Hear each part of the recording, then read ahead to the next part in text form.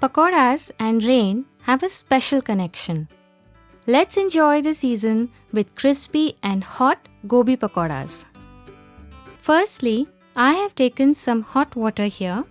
Let's add some salt to it.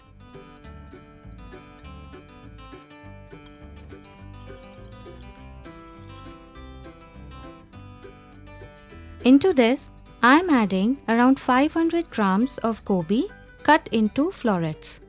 This serves two purposes.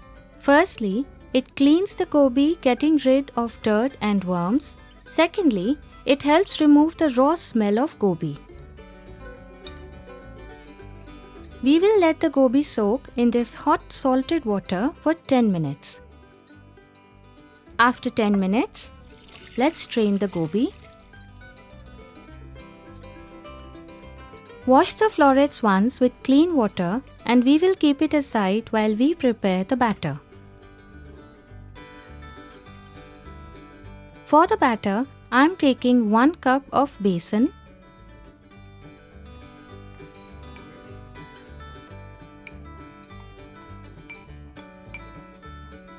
add into this 2 tablespoons of rice flour, a secret ingredient for added crunch.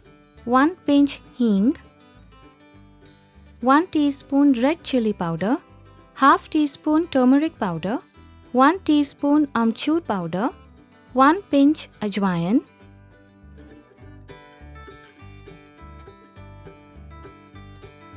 salt as per taste, 1 inch ginger grated, green chilies chopped, 2 tablespoons coriander leaves chopped, baking soda 2 pinches.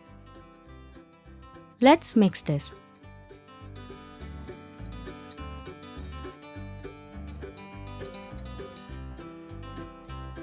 Now add half cup of water in batches and whisk well as we do not want any lumps in the batter.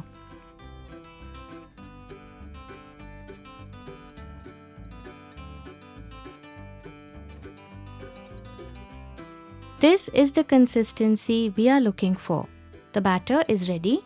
Time to coat and fry the pakoras.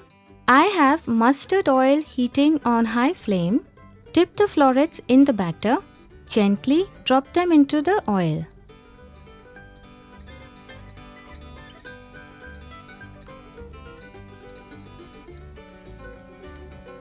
My personal suggestion for any pakoras: fry them in mustard oil for the best flavor.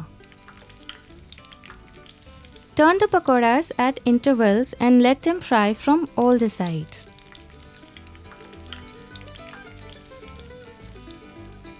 We will fry them until they are crispy and golden. Time to take them out. In the similar way, we will fry the rest of the pakoras.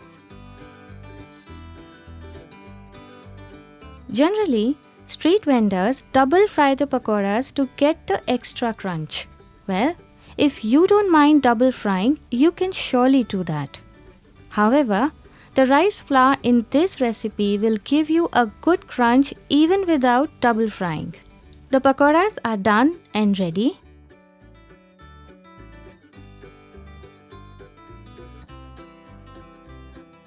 Once fried, I love to sprinkle a bit of chaat masala.